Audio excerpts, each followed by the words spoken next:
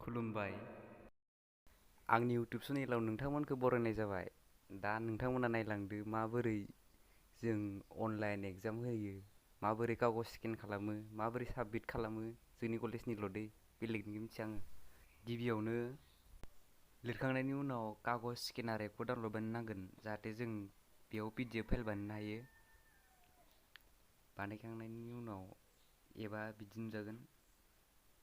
Download बानायनानै scan बानाय बेखौथ' हाखागोन, नर्मेलखा इयो।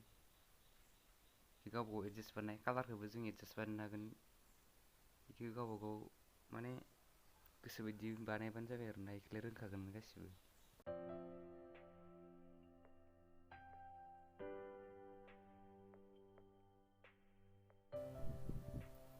स्केन खालामखांनायनि उनाव गावबागाव फाइल मेनेजाराव लांनानै PDF फाइलखौ चेक खालामनो हागोन जाहाथे आपल'ड बानायनायाव जेबो गोनो गोथो जाया, मोजाङैनो आपल'ड बानायनो हायो।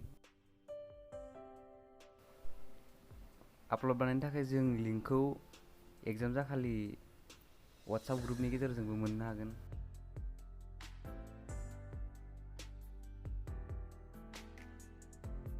लिंकआव थुनाय लोगो लोगोनो जों स्क्रिनाव थिग बेबायदि एखे रोखोमनि नुनो मोनगोन। बेनि उनाव गावबागाव सेमिस्टार आरो रेगुलार बेक थानायफोरा एरियाराव होबानो जागोन। ओमफ्राय बेटारमेन्टनियाथ' बेटारमेन्ट थाखाबाय, गावनि मबाइल नाम्बार नङा, रल नाम्बारसो, रल नाम्बार रेजिसट्रेसन हो।